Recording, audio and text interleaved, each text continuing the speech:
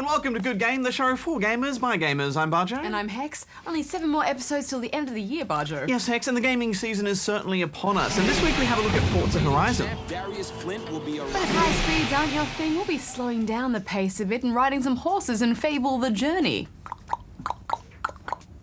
Yay! Saren can't take much more of this. She's exhausted. Plus, we go to war with War of the Roses, and Goose will be having a look at XCOM Enemy Unknown. But first, can you guess the game for this week?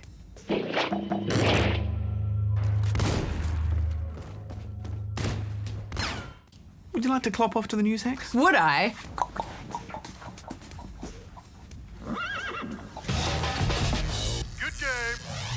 Microsoft's biggest game of the year, Halo 4, has been leaked online almost a full month ahead of its scheduled release. So far, the source of the leak is unknown. However, Microsoft have been actively removing spoiler-filled videos of the game and permanently banning any players who play Halo 4 while connected to Xbox Live. Oh God, what are those things? 2 more key developers have left from BioShock Infinite studio Irrational Games. Combat design director Clint Bundrick and artificial intelligence lead Don Norbury are the latest to leave the studio, following the departure of its art director, director of product development, system designer, and a number of level designers. This is the latest in a string of worrying developments surrounding the highly anticipated title, following its absence from E3 and a slipping release date. Veteran programmer and games designer Mike Singleton has sadly passed away following his battle with cancer, aged 61. Singleton was widely regarded as being a PC gaming pioneer, having designed classic role-playing games such as Lords of Midnight on the Spectrum and Midwinter on the Amiga. Singleton was still working in games development right up to the time of his death with an iOS remake of Lord of Midnight. Good game. Ah, the fabled world of Albion, one of my favourite gaming locations.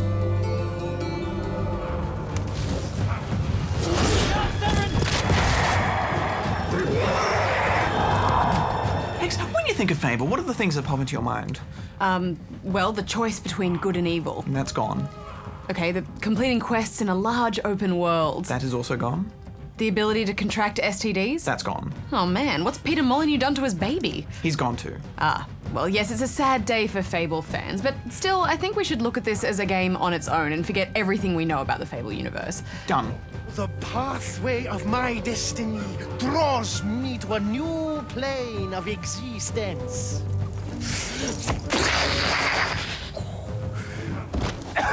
I'm not normally a big fan of the Kinect, but in this case, it actually tells you to sit down, which is one of my favourite things to do. Before you can set off on this journey, you need to get to know your horse. Horse. You're a lovely horse. First up, I gave my noble steed a good rub down. Yeah, you like that, don't you? There we go. All clean. Whoa. Then we launched into a mighty gallop. Yeah. Whoa. Ah, we had some good times, Hex. Yes, I do think your relationship with your horse went a little bit too far. Hey, horsey, what's wrong? Oh, baby. Okay, that's got it.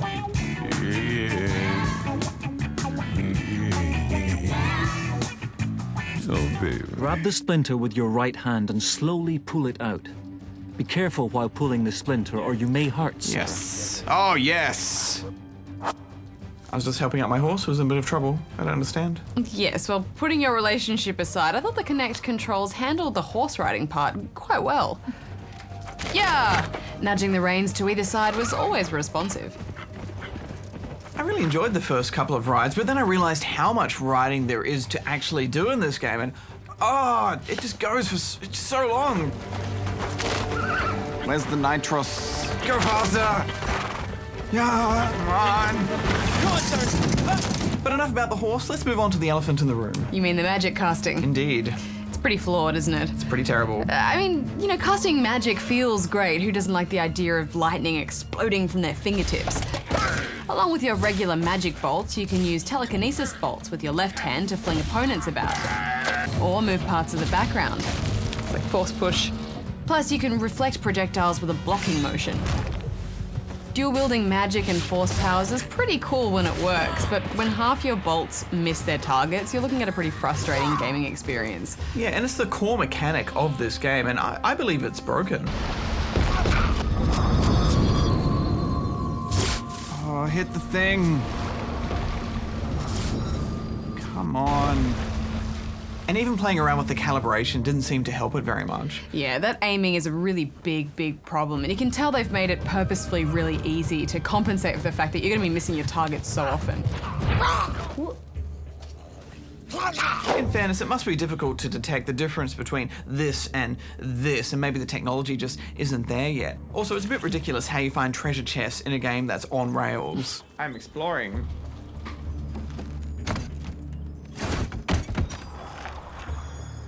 Chicken. Sadly, I did not have very much fun here, so I'm giving this 3 out of 10 rubber chickens.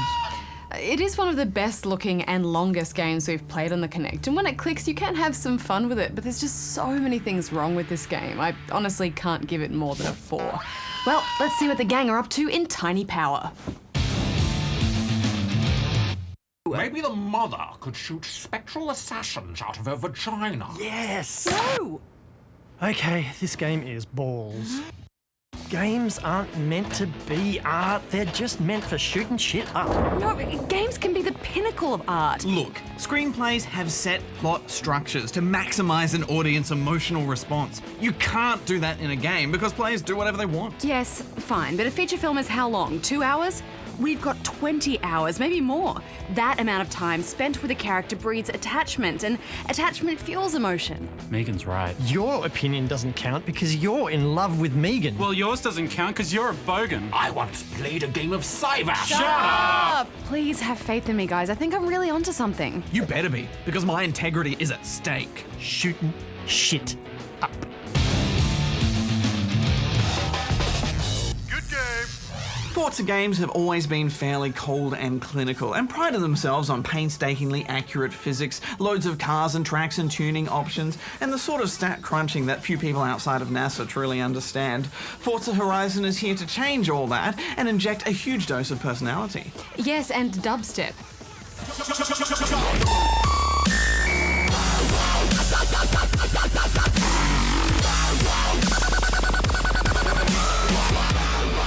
You've arrived at the fictional Horizon Festival in the middle of a fictionalized Colorado where music and car culture collide.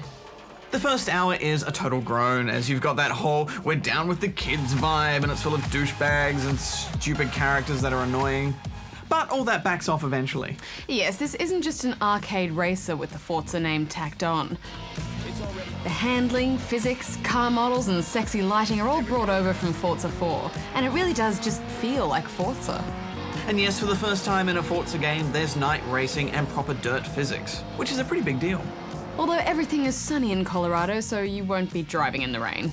The first thing you have to get used to is that there's no proper damage, no affecting damage, it's all cosmetic, so that means you won't be blowing out any tyres or busting your engine open. I know this game is trying to be something different, but it's still, that's Forza, you know, you want that consequence for driving poorly, and why not just give me the choice? As always, you're free to set up the assists to make the game as easy or as realistic as possible, while the trusty Forza driving line and rewind abilities return to help out those who need it. Turn right. You still have the full range of upgrades available for each car, and the car selection isn't quite as large as Forza 4, but it's still pretty massive. There's no tuning though, so you won't be playing with suspension settings and shift gear ratios, and I don't really understand that stuff. I'd always just do something and go, there we go, I've done it. But I think for Forza fans, I think that's a bit of a blow. Yeah, well apparently they've just pre-tuned everything to be ideal for street racing, making them easier to handle and drift on an open road. I could barely drift at all in Forza 4, but here I was sideways all the time.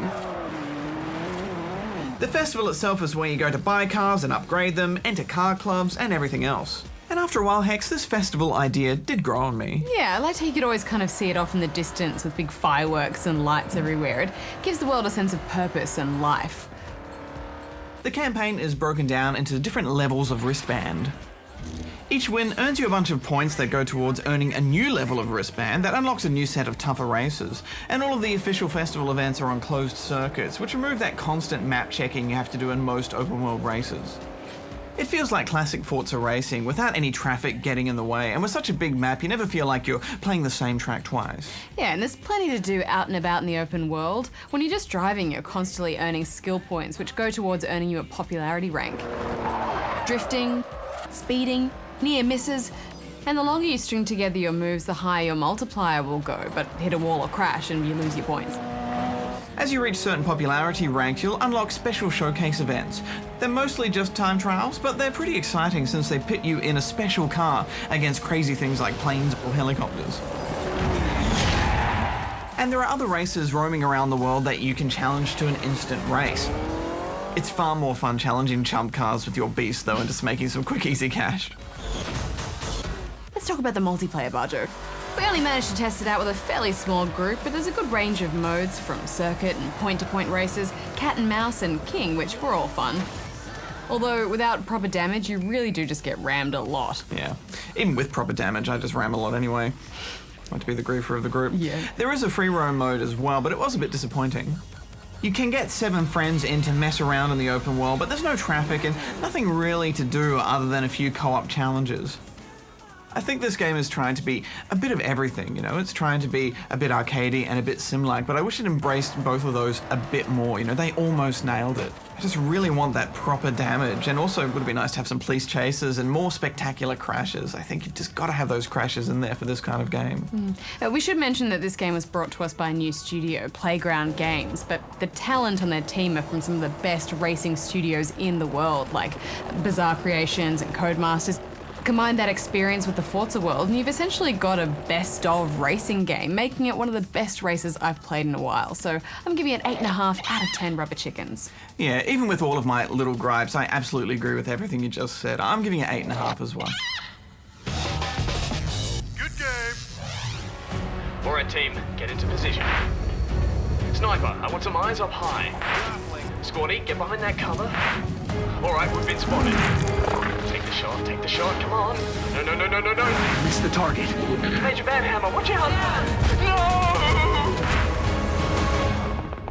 The birth of the XCOM series was in 1994 with the release of UFO Enemy Unknown, an eerie turn-based strategy experience that is deservedly remembered as a classic from the golden age of PC gaming. Firaxis have taken XCOM's mechanics and expertly updated them for 2012. The premise is this. Aliens have invaded Earth, and as commander of the elite XCOM project, it's your job to scour the globe for the bug-eyed menace and eradicate their presence. You do this through a blend of tactical turn-based battle missions and strategic base building using the alien resources you've recovered. Your underground base is the heart of your operations, and from the start I really liked its ant farm presentation. It makes it a lot easier to browse and manage your progress. And you can zoom in and watch all your staff scurry about. The original game let you build a variety of bases around the world, but here it's just the one, and I think this is a much better decision because it leads to far less micromanagement. Between each mission, you'll need to commit to fields of research, spending your limited cash on improving and purchasing tech and weapons, monitoring global panic levels, which will fluctuate depending on who you help and where you deploy your UFO tracking satellites. Satellite uplink facilities at maximum capacity. And most important of all, your base is home to your team of kick-ass heroes. And what makes this team so special is the ability to promote and upgrade the skills of your favorite soldiers when you return from each of these missions. But should your top trooper die while out in the field, A lot of heat on me. both they and all their acquired perks are gone for good. And now you'll be forced to scrape the bottom of the rookie barrel for a new squaddy. Our troop shortage is becoming a problem. We should start screening potential candidates at the barracks immediately. And this can lead to some pretty strong feelings of resentment towards your new B team. You go first. I don't like that guy. He's dead. These tense field missions in XCOM are deeply tactical turn-based affairs. At first, I thought this would mean countless micro decisions and lots of long waiting between turns, but I was really pleasantly surprised by how streamlined and explosive the action scenes were. Before long, I was intently following my soldiers' careers, creating little backstories for them all. The missions themselves range from search and destroy, Sleep tight. live alien capture, civilian rescue, Go on, head to the ship. bomb defusal, even downed UFO investigations. Upon arrival, the aliens are always hidden within the map, so the game has you on the edge of your seat as you carefully spread out on the hunt. Shh. You hear that? Cover is everything in these missions, and it can quickly mean the difference between life and death. I became obsessed with carefully positioning every single team member safely and tentatively opening doors instead of busting through windows so as not to alert the enemies. Then, when you do decide to pull the trigger, the game cinematically zooms in to follow the action. Here, you'll have to weigh up your best choice of attack via a percentage indicator that changes based on things like your cover, line of sight, and weapon type. Or you could choose to set up a strong defense with reactive moves that can suppress and disperse an oncoming attack. What I really loved about these missions was just how gripping they are because of how much control the game gives you on how you want to proceed. Smoke's in the air. Everything from smoke grenades, grappling hooks, motion detectors, stealth armor, and other more context-specific skills, like being able to fire off double the rounds at the expense of accuracy. Get down.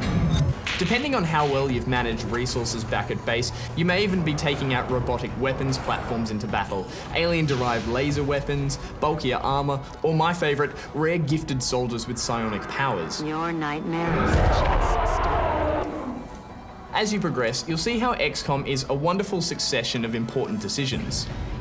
Both back at base and in the field, you'll sweat on decisions that can lead to sweet victory or devastating defeat, either against the very competitive AI or other human players in the multiplayer mode. Here you can spend points to set up a team of humans and aliens for short explosive skirmishes. Overall, Firaxis has done a masterful job of recapturing that classic risk and reward gameplay from the original XCOM, all wrapped up in a new modern shell.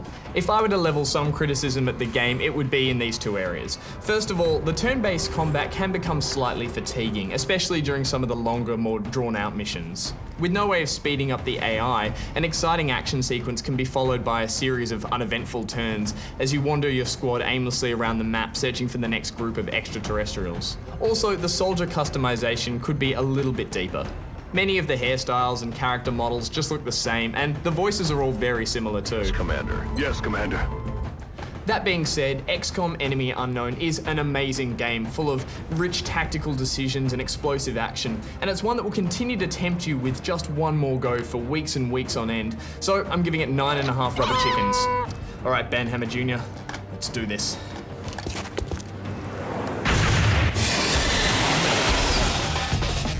Good game. Into the frame! Oh, good, that's the first one. My dreams. Oh, he's just taken out 4 people. Yeah! Knocked him off his horse. Oh, that head comes around the side with the tomahawk. A brief history lesson for those who aren't familiar. The War of the Roses was a battle for the throne of England that occurred between two rival branches of the royal house of Plantagenet, and it lasted for about 30 years or so on and off. It gets its name because each house's respective heraldic symbol was indeed a rose, a red rose for Lancaster and a white rose for York. This is a multiplayer-only game, but there are some battle simulations you can play out that give you a bit of history about specific battles in the War of the Roses. King Edward IV had been forced to flee the country when the Earl of Warwick wrested control over England. But also acts as a bit of tutorial for the weapons and soldiers. They also give you a nice look around the maps, but that AI is non-existent. You gonna help out, or you just gonna? I can just do it if you want. No, I'll just take care of it. You guys just chill. Yes, but first things first. You can get started on designing your very own crest, which has a wonderfully diverse range of options. Then you're thrown into the melee. Each class of soldier has to be unlocked, and eventually you get custom classes. So you begin life merely as a lowly foot soldier with a sword and shield. This means that early on you may find yourself getting pulverized more often than not by heavily armored dudes, knights on horseback, and keen-eyed archers. Yeah, those starter classes are tough going, aren't they? The combat here might remind you of a game from a while back called Mount and Blade, where you use the mouse to aim the direction of which way you want to swing your attack and also to block. At first glance, the animations do look a little bit awkward, kind of like a field of running Thunderbirds with their swords raised. Yeah, but I think if they were any more fluid, you wouldn't get that wonderful telegraphing, which is so important for blocking and attacking. The controls are remarkably intuitive once you get the hang of it, and everything just works like you might expect it to in a real battle. Charge. If you swing with a giant sword in a small corridor, it's going to hit the walls like in a Souls game. switch to my smaller weapon. I can see that. If you're a light armor-wearing archer facing off with a plate-wearing, axe-spamming knight, you want to pull out your dagger and hug their body so the handle of their axe hits you rather than the head of the axe hitting your face. That was brutal. I found this rigid, realistic-ish strategic combat so thrilling, Hex. This is a game that was made by a team of 13 as well, so it's impressive just how well everything works. There are 2 game modes, Team Deathmatch and Conquest. The first time you step out onto the battlefield, it is super intimidating. 2 teams of up to 32 a side will go to war on each map, and as soon as you spawn, the charge rushes forward. It's heart-pumping stuff. Horses charging past you, knights with great swords raised. Goose, you look awesome. I don't know where to go. Then, when you spot the first sign of the enemy, it's game on. Yeah, it's certainly spectacular seeing 64 players all just bashing it out in one zone. Also, this is one of those games which is perfect for online grade A shenanigans. I'm gonna make it embarrassing and pull out my little dagger. Do it. Dagger party. That was me! Oh, you got him! Yeah. XCOM. Oh, free horse. I don't know what I'm doing. Come on. Oh, I just pushed him off the edge!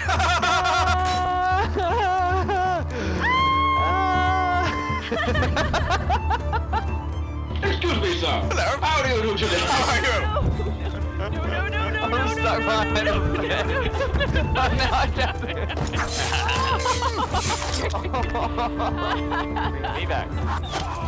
Oh no, quick, what are you doing? This is so dangerous. He took an arrow in the ass, man. Give him a break. What was that, Hex? What did you just say? Stop it, don't. Yeah, your shenanigans are great and everything, but I always get distracted by your crapping around, and then I'm the one that gets killed. I'm in front of you. Wait, that's awesome. Oh, behind you! Once you've got a bit of gold and XP up your sleeve, you can start unlocking perks and getting into the customization, and that's really where the game starts. It's daunting at first, as it's quite a deep system, but it's all about the perks really and how they complement how you want to play.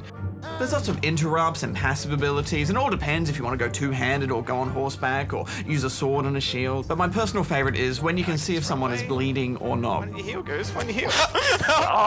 Because if they can't get a bandage in time, then it's already over and you can start playing a defensive game or push them into a corner. Okay, just block him in. Block him. There's so much strategy in every part of this game, and I just love having so much to unlock. And the armor looks so good too, doesn't it? And if you see someone who just looks freaking awesome, generally you can tell they've played quite a bit and they're probably going to outplay you a little bit, and you'll start to make an enemy of them that you'll seek out each round or run away from. Predictably, I loved using bows the most. Longbow archers perched on the rooftops or hidden amongst the trees are a really cool sight, and they can send arrows flying across tremendous distances. But they're hefty bows. You need to be able to line up your shot quickly or your arm will start to quiver. For me though, it was actually the crossbow that I found the most fun to use. Finding a clever hiding spot that's, away from the fray but with a good line of sight to your opponents makes you a deadly assassin on the battlefield. A well-placed bolt can be an instant kill. Headshot. The trade-off? They are painfully slow to load. Yeah, I struggled a bit with the crossbow, but I did like the minigame that you can use to speed up your reload or slow it down if you fail. Yeah, and if you think about it, in a stressful battle situation, you would be sweating and fumbling a little bit trying to get those arrows loaded, so I thought it was a really great way to represent that. It's particularly stressful when a shot gives you away and you're spotted and there's a heavily armored guy coming towards you. Your puny sword is no match against his armor and heavy weapons, so your only hope is to perhaps get a bolt loaded before... Nah. I like the trade-off when you decide to go ranged because you're so vulnerable when you're zoomed in like that. Yeah, but if you get a good spot, particularly on a rooftop somewhere, you can take out like 5 dudes in a few seconds, in quick succession. So you almost have to take those kills when you can get them and accept death when it comes. One of my favorite parts of this game is when you get hit with an arrow, you can tell where the archer is based on where the arrow lands in your body. So quite often I'll get hit in the side of the head, I'll be like, aha! Let's do this. Once down, a player has about 5 seconds before they can yield and respawn. And in that time, if you can get to them and perform an execution, it means a bunch more XP and gold for you, and also they can't be revived. Being on the receiving end of one of these executions is completely demoralizing. Yes, but never fail to satisfy when performing one yourself. They are brutal though. That dagger one is particularly intense. That last stab is a bit of overkill. Yeah, and the way it cuts to your first-person perspective when you're getting executed, oh, it's intense, isn't it? There's so much to think about on the field too, particularly with the environmental changes that come with each map. On certain maps with open fields, there's not a lot of cover, and often what little cover there was would already be occupied by, a whole group of other nervous archers. My turn. I love seeing the horses out there in the field, Hex. They look so good, and sometimes they just come out of nowhere. Oh! Oh! It does suck when one side has a bunch of horses and the other doesn't, though. It just feels a bit imbalanced, particularly in Conquest. Yeah, but it's certainly not easy riding a horse, and you do have to give up some perks to do so. And I just love those moments when you're in a field and there's a horse coming towards you and you've got your weapon ready and it's like... Staring him down. Through the water. Oh! They don't always go well. Oh, that did not go well. There's also an interesting trade-off with armor choices. Weight is really important. Longbow archers, for example, can be a formidable foe if you armor them heavily. Oh, I got him! Then just drawing an arrow is really slow, and quick draw is important with them because it takes quite a few shots to take an enemy down as opposed to a crossbow bolt. Games based around a historical setting like this often have such a bland approach to battle, but I did not expect to have this much fun. It's brilliant and comical, but also just really well thought out in its approach to medieval combat, with a strong attention to detail and a focus on realism in the terms of the way each weapon is handled. It also seems to really reward skill, particularly in melee combat, which is excellent. Best of all though, it's a game that so accurately captures the chaos that comes with this kind of battle. It's not where I want to be. And it's an experience that's worlds apart from any multiplayer shooter session. Yeah, and those one-on-one standoff moments where you're both staring each other down, knowing only one of you is going to come out alive, have such an intensity to them. Yeah, see, I loved witnessing those moments from afar and then snatching the kill. Battle. Yes, but we all know that sort of thing just incites revenge, Hex. Oh, Barjo stabbing me in the face. Yes, don't I know it. The game has a few bugs and crashes randomly, but they're always patching it, and if our experience with DayZ has taught us anything, it's that if the game is good enough, we'll push through any and all technical glitches just to get another round in. Text is below go. You're my target. Oh my god, oh my god. Oh, you're flying. Oh, Goose, where are you going? Goose, come back! No, Goose! That's not the way! Plus, there's plenty of Aussie servers too.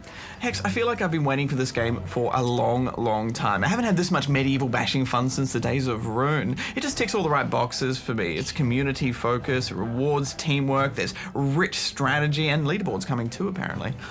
It would have been nice to have a few more game modes. The devs said they are working on a castle siege mode and supposedly monthly content updates as well. I also thought it would have been cool to have at least the option for some kind of last man standing mode where, like a real war where the enemies don't respawn. But nevertheless, I had a marvelous time with this. I just can't stop playing it. I'm giving it 8 out of 10. Medieval teabagging. What more could you want? I'm giving it 8.5 out of 10. And a teabag. And a little. Oh no! Good game. So did you guess the game for this week? It was Lead and Gold: Gangs of the Wild West. Released in 2010, it was a team-based third-person shooter set, obviously, in the Wild West. While it was quite a fun game, it was unfortunately a victim of bad timing as Red Dead Redemption was released around the same time. And it was brought to us by Fat Shark, who gave us this week's War of the Roses. Next week, Rugby League Live 2. It sends the home crowd crazy. And we see if we can finish the Swan in the unfinished Swan. Well, thanks for live tweeting along with us. Till next time, may all your games be good ones. Hex out. Barjo out. On Draw guard. your sword, sir!